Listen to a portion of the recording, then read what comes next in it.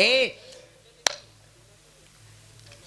जिस घर की माताएं बहनें पूरे परिवार को सुलाने के बाद सोती हैं, उस घर की लक्ष्मी कभी समाप्त नहीं होती। और जिस घर की माताएं बहनें पहले जमाना कत्ता रहा 4 बजे, हमारी माताएं बहनें 4 बजे उठ के घर का काम चालू करती रहें। और बुढ़वा बेचारे 4 बजे हट हट चारा पानी डाले लागे।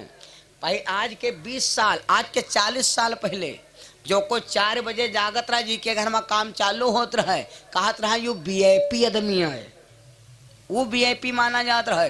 और आज सहित पर ई टाइम इस वक्त जी के घर में 4 बजे उठ के काम चालू कर दे तो उसका वीआईपी कोई नहीं कही यू है सिर्यान, यू कोई नहीं कहे वीआईपी है, कहे सिर्याय गवाह है। यह बद हर आदमी बीमार है, हर आदमी बीमार है, परेशान है। सवेरे के हवा लगता ही नहीं। 1 किलोमीटर नंगे पांव सवेरे घास पर चल के देख लो। अगर आपके दिमाग में कब हो गर्मी आ जाए तो हमसे मिलो।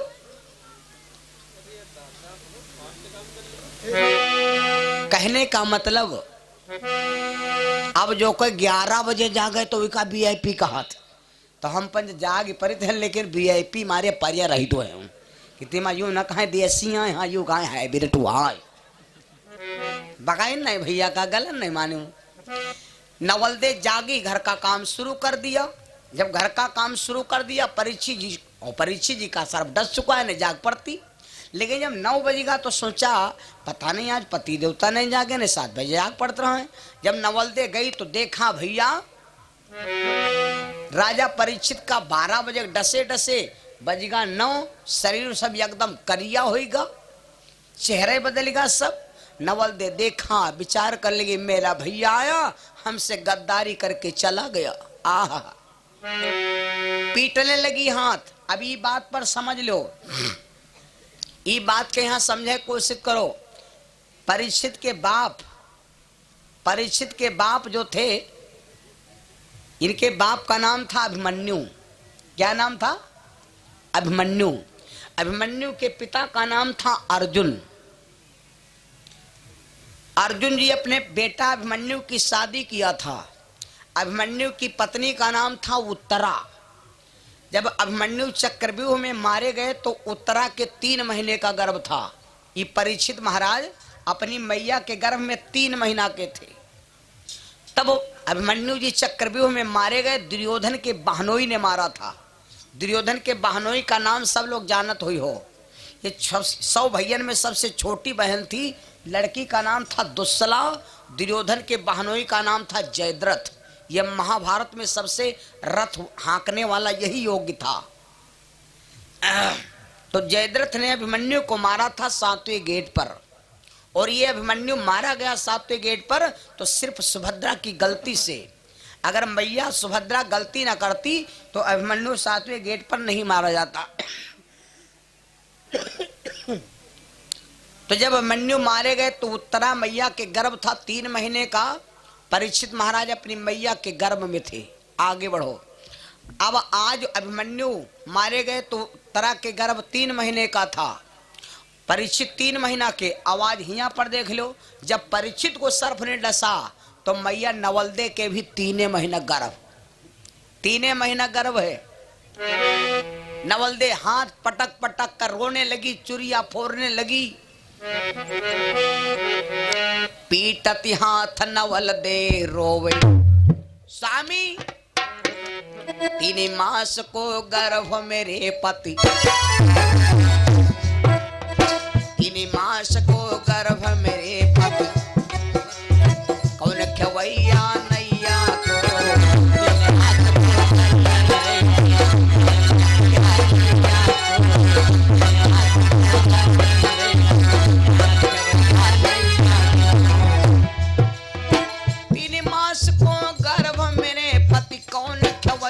नैया को। गंगा करियो भैया मरियो,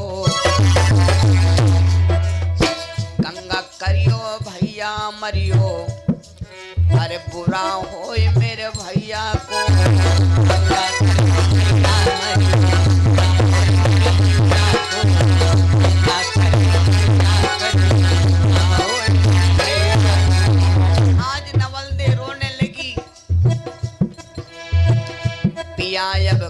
मैं पाऊं, न्यायक कहाँ मैं पाऊं, जो कह कर रही नवल देर, जो कह कर रही नवल देर, बहन से बीरन बनायो, बहन से बीरन बनायो।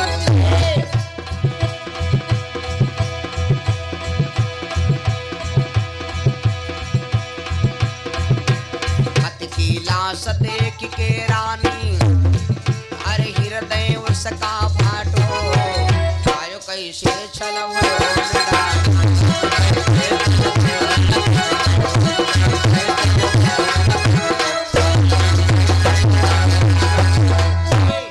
जैसे नवल दे जागी, अपने पति की लाश को देखा, रोने लगी, सीना पर घूसा मार मार के। अब विचार कर लगी अब क्या करूं। ऐसे समय में विचार किया अब क्या करें। ऐसे समय में सिर्फ दो याद आती हैं।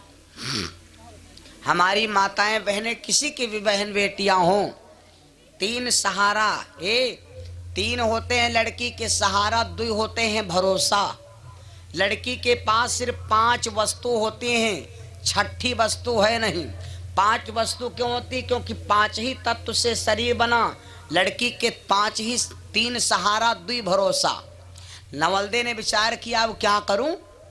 नवलदे ने विचार किया अब क्या करूं। विचार किया ऐसे समय में गुरु या किसी और की याद आती है। तब हमको गुरु की याद आती कि मैंने गुरु नहीं किया।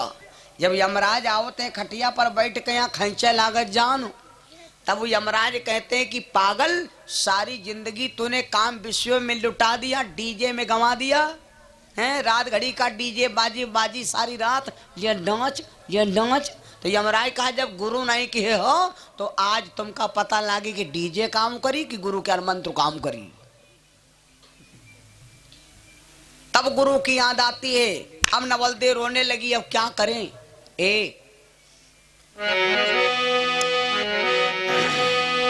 नवलदे ने विचार किया कि मैं अपने पति को ले जाऊंगी। कहां? अपने मैके को। मैके को ले जाऊंगी अपने भैया के घर में, जिस पिता से मैंने कहा था कि जीवन में लौट के नहीं आऊंगी। अपने पति के लिए मैं चिरौरी कर लूंगी, लज्जित हो जाऊंगी, विनम्र हो जाऊंगी। बाप मेरा मार देगा ठीक है, लेकिन कम से कम क्षमा हो जाएगा।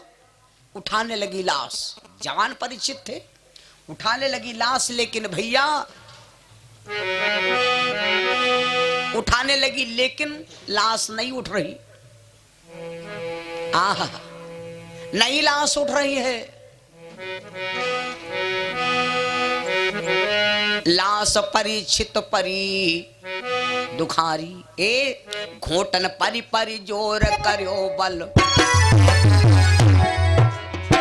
घोटन परी परी जोर करो बल, थकी गई लाश न हाली है।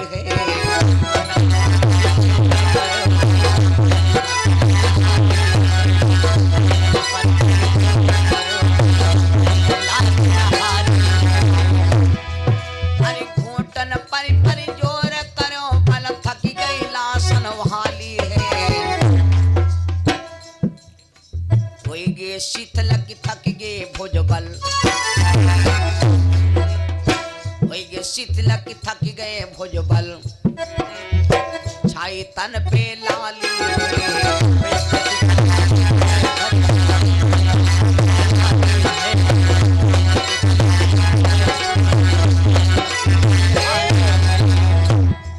पतिव्रता दुनिया में नारी क्या नहीं कर सकती।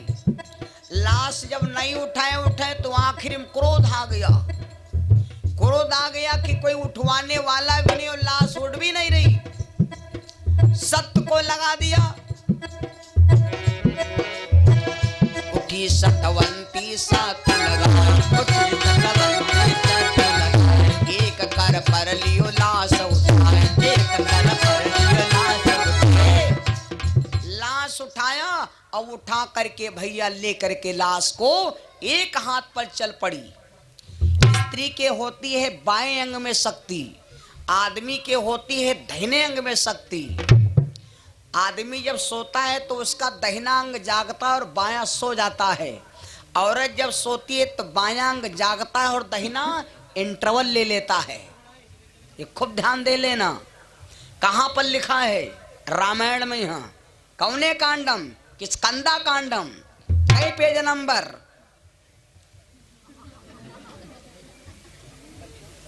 बिल्कुल लिखा पढ़ियो।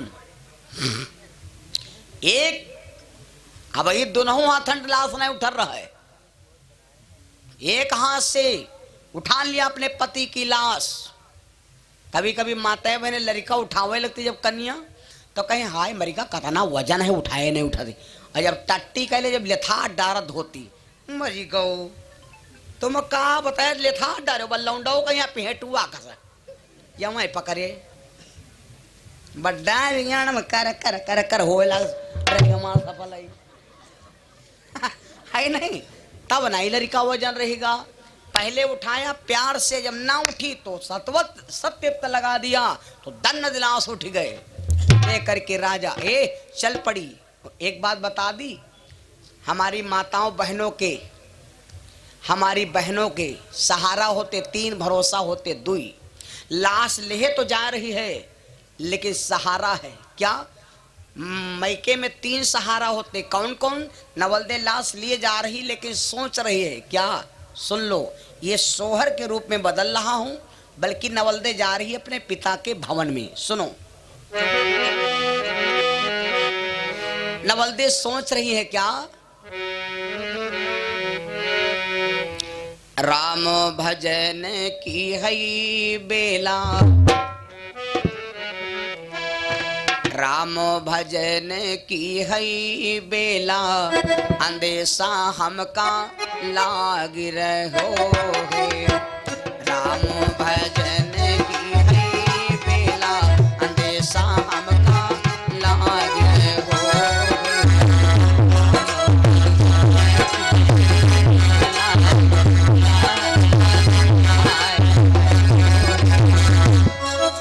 नवलदे सोच रही है लागी रहो है रामा, लागी रहो है, लागी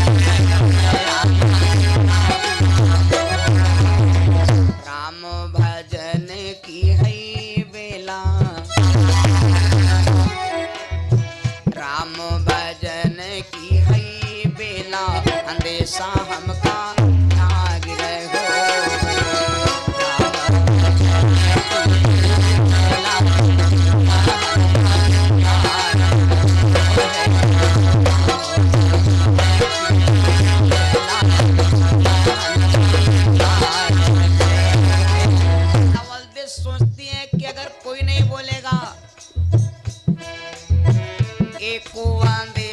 हमका बबुलाया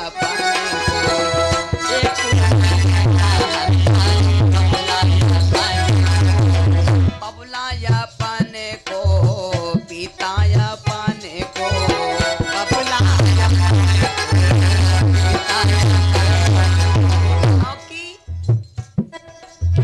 जिसने पठायो परदेसा, जिसने निकार्यो परदेसा, अंदेशा हमका लाग रहो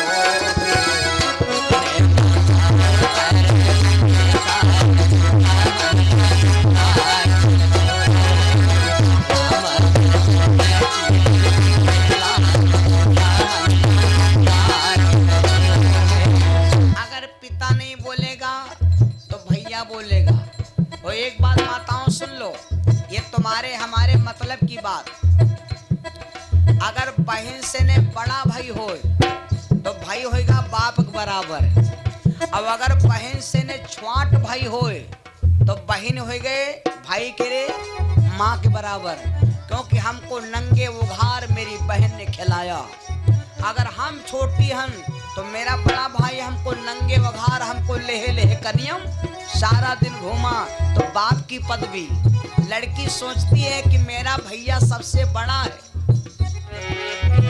दूसर अंदेशा हमका बिरनाया पाने को,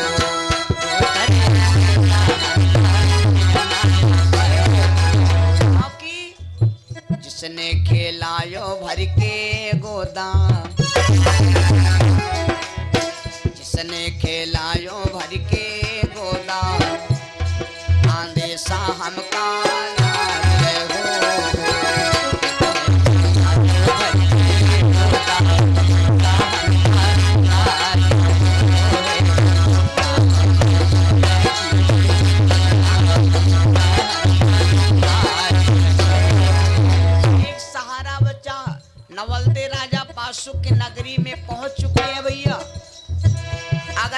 पिता नहीं बोलेगा, पिता नहीं बोलेगा तो माँ जरूर बोलेगी, क्योंकि जिसने हमको 9 मास गर्भ में रखा और जो दुनिया में कोई भोजन नहीं दे सकता, मेरी माँ ने सेवा किया।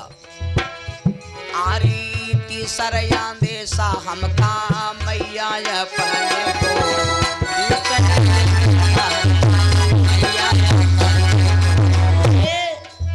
जिसने पियायो कच्चे दूधा,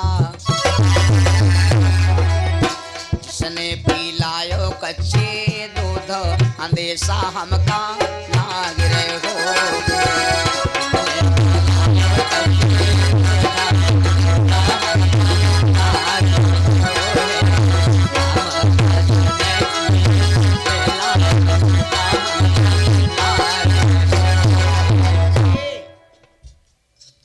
आज मेरे भैया इतना सोचते ही नवलदे पहुंच गई राजा बासुक की नगरी में। जहां पर राजा बासुक बैठा था, सामने लाश उतार के रख दिया, हाथ जोड़ के खड़ी हो गई। अपने पिताजी से बोली, पिताजी कहाँ मेरा भैया है, मैं उसके पैर छू लूंगी। अगर मेरे पति को पिताजी आप जिंदा करवा दिया हो तो हम तुम्हारी जिंदगी भर इंसान न भूलब। राजा बासुक बोला, बैठ इडियट नालायक कमीनी, इंसान मारने आई, इंसान मारने आई। अरे उस दिन की याद कर बात, तूने कहा था कि मैं जिंदगी में तेरे दरवाजे पर नहीं आऊंगी और तू इंसान की बात करने आई। नवलदे रोने लगी तो राजा बासुक ने नौकरों से बुलाया, कहा है नौकरों इधर आओ। कहा है महाराज? कहा इसके पति की लाश उठा करके कबाड़ खाना में फेंक दो, जहां भंडारा चला था पतली परी। या कहावत कहते हैं, वृंदावन में रहना है तो राधे राधे, जितने नाग बंसी रहे बड़ा खराब लाग। लेकिन अब भैया राजा बासुक के आदेश, तो दुखियारी के लाश को उठा करके दफ्तर के बाहर कबाड़ खाने में फेंक दिया, रिजेक्ट कर दिया। अब तो सब काम ही खत्म, दया वाला काम ही खत्म। कहते हैं जिसके दिल में दया का खजाना नहीं, उसको मनुष्य कहाने से क्या फायदा। जिसने माता पिता की न सेवा किया, उसका गंगा नहाने से। जब उठा के लाश दफ्तर के बाहर फेंक दिया तो नवलदे गई और उसी दफ्तर के कबाड़ खाने में उसके पति की लाश पड़ी है, रोने लगी। जब देखा कि मेरे पिया की लाश आज मैके वालों ने दफ्तर के बाहर फेंक दिया तो बेहोश हो गई। गौर से सुनना, जब बेहोश हो गई, जाप आने लगी। याद आई किसको मालूम? ऐसे समय में याद आती है गुरु की। विचार किया, मेरा पति बहुत अच्छे गुरु का चेला है। खबर भिजवा दिया, किसके पास? अपने गुरु के पास। मैं अपने गुरु को मंगाऊंगी, मेरे पति के अगर सच्चे गुरु हैं तो जरूर मदद करने आएंगे।